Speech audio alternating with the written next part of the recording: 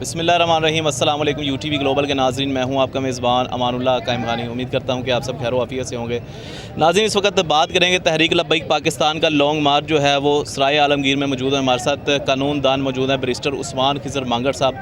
अभी तक रिपोर्ट्स ये आ रही हैं कि मुज़ाकरात जो हैं काफ़ी हद तक क्लियर हो चुके हैं। इन्हीं से मज़ीद जानेंगे क्या लॉन्ग मार्च ख़त्म होने जा रहा है या इनकी आगे क्या प्लानिंग्स है, और साथ में यहाँ पे पुलिस का घेराव भी है चारों साइड से। तो इन्हीं तमाम तर डिटेल्स जानते हैं। अस्सलाम वालेकुम। वालेकुम सलाम। सर, कैसे हैं आप? अल्हम्दुलिल्लाह जी। सर, सबसे पहले बताइएगा, मुज़ाकरात का सुनने में आ रहा है कि मुज़ाकरात जो हैं वो कामयाबी की तरफ जा रहे हैं। पेट्रोल के हवाले से सबसे पहले बताइएगा, पेट्रोल के हवाले से कोई मुज़ाकरात अभी तक क्लियर हुए हैं? माना भाई, मीडिया न्यूज़ आ रही हैं, उसके ऊपर जो है जो डेडलॉक नज़र आ रहा है वो पेट्रोलियम प्राइसेस पे है।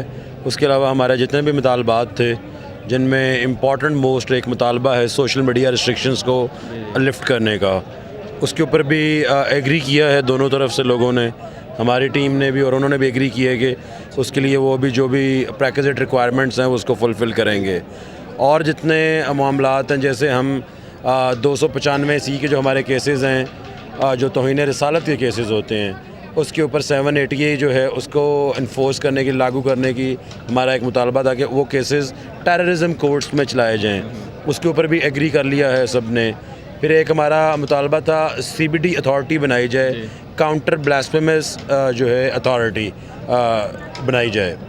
तो उसके ऊपर भी गवर्नमेंट ने और हमारी जो है निगोशिएशन वाली जो टीम है उसने एग्री कर ली है। तो एक पेट्रोलियम प्राइसेस के ऊपर डेडलॉक है। Hopefully will come up with a good news with that to.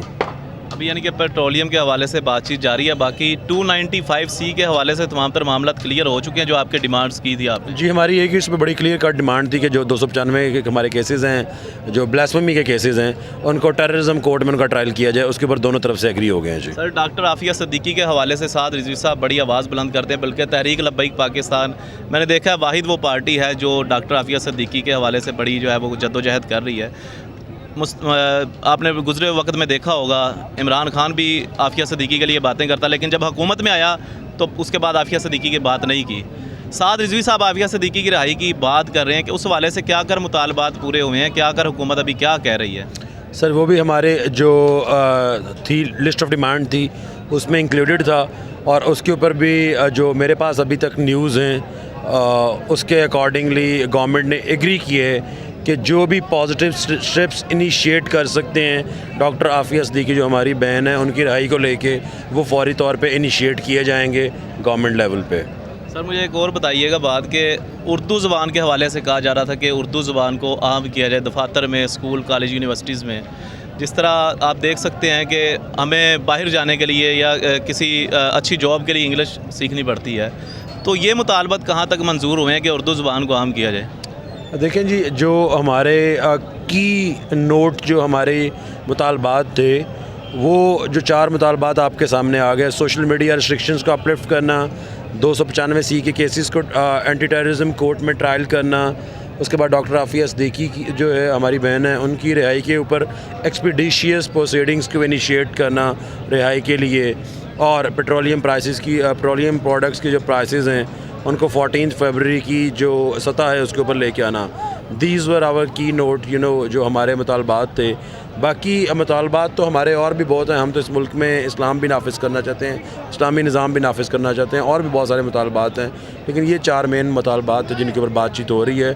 और उर्दू भी इंशाल्लाह इन सूनर और सूनर और लेटर ये एक ज़रूरत बन जाएगी कि हमें अपनी कौमी ज़ुबान जो है उसको हमें नाफिज करना पड़ेगा एज अ सरकारी ज़ुबान जी। क्या समझते पाकिस्तान तहरीक लब्बैक पाकिस्तान जो है पाकिस्तान बचाओ मार्च के लिए कराची से निकली थी इस्लामाबाद की तरफ, इस्लामाबाद पहुंचा जाएगा या अगर मुज़ाकरात यहाँ पे पूरे हो जाते तो यहीं से वापस जाएंगे?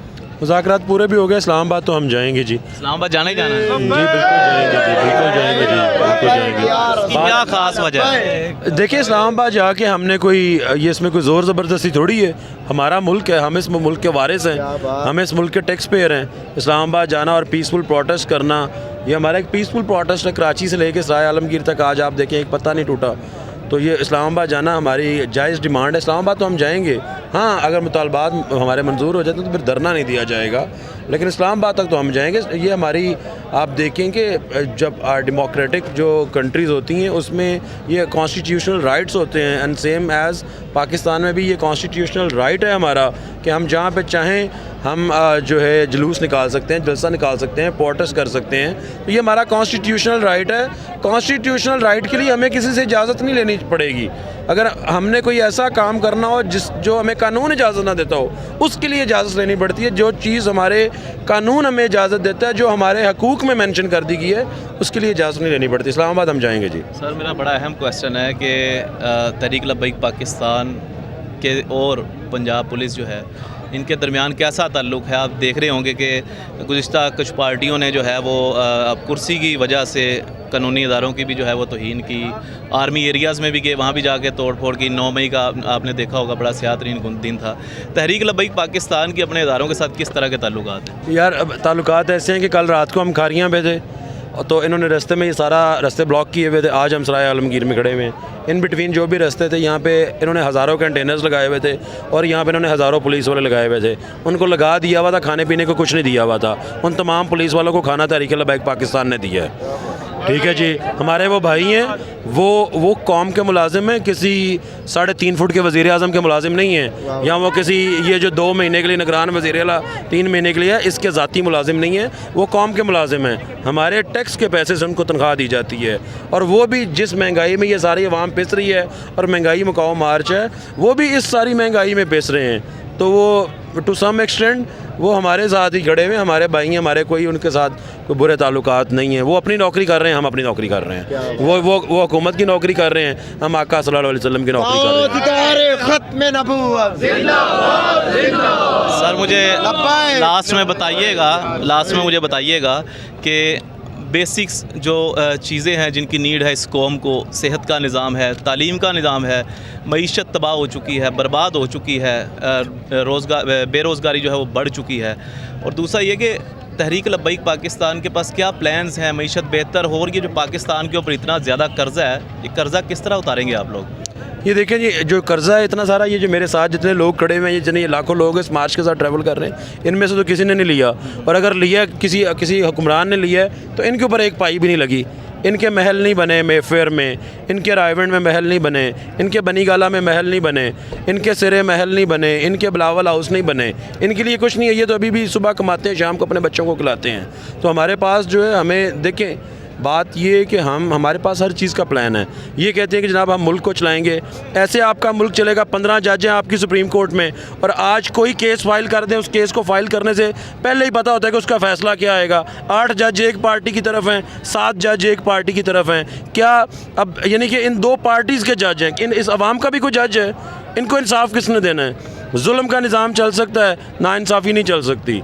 तो हम इंशाल्लाह अल्लाह ताला के फजलो करम से, हमारा यहाँ पे जब तहरीक लब्बैक पाकिस्तान की गवर्नमेंट आएगी, हम यहाँ पे इस्लामी निज़ाम का निफाज करेंगे। हम सबसे पहले निज़ाम अदल ठीक करेंगे, फिर उसके बाद हम बाकी सारे इदारे ठीक करेंगे।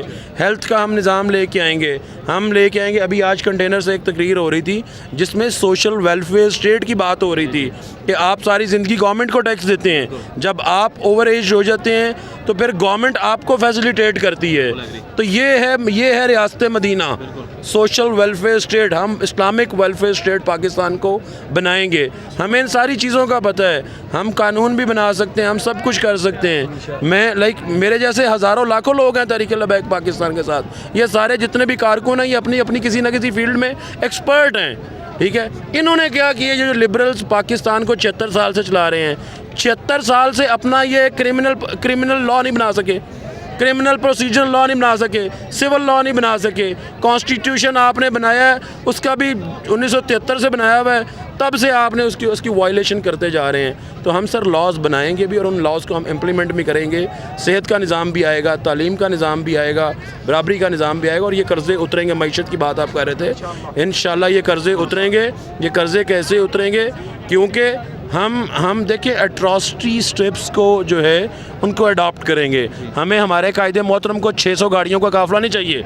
हमारे कायदे मोहतरम को जनाब हेलीकॉप्टर में दही लाने के लिए हेलीकॉप्टर नहीं चाहिए। वो आपके सामने इस बगैर पंखे के कंटेनर पे सफ़र कर रहे हैं। ये आपके सामने, ये दिखाएं पीछे, ये खैमा लगा हुआ है, इस खैमे में मौजूद हैं, इस खैमे में वो रिहाइश पजीर हैं। तो भाई ऐसे आपकी कौम का कर्जा उतरेगा, इस तरह उतरेगा।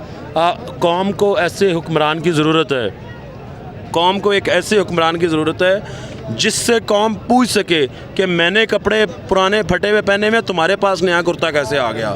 ठीक है, ऐसे हुक्मरान की ज़रूरत है। और ऐसा हुक्मरान मैं कहता हूँ आप मुझे बता दें कोई और है इनके अलावा, कोई और ऑप्शन है तो हमें भी बता दें, हमारे इल्म में भी इजाफा कर दें। मेरी अकल फ़हम में तो और कोई नहीं आया, तो मैं तहरीक लब्बैक पाकिस्तान में आया और इस निज़ाम के साथ आया और इस पार्टी के साथ आया। जी सर बहुत शुक्रिया। हमारे साथ बैरिस्टर उस्मान खिज़र मगर साहब मौजूद थे और साथ अभी तहरीक लब्बैक पाकिस्तान का जो लॉन्ग मार्च है सराय आलमगीर में मौजूद है। तहरीक लब्बैक पाकिस्तान के क्या क्या मुतालबात अभी तक जो है वो मान लिए गए हैं और क्या क्या अभी जो है वो बहस चल रही है। मुज़ाकराती टीम वहाँ पे बैठी हुई है।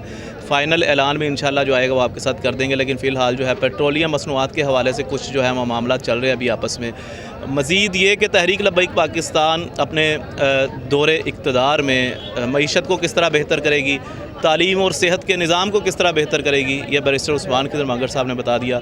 आप भी अपनी राय का इजहार कीजिएगा और अपने मेज़बान अमानुल्लाह कायम खानी को दीजिएगा इजाज़त। अल्लाह निगहबान।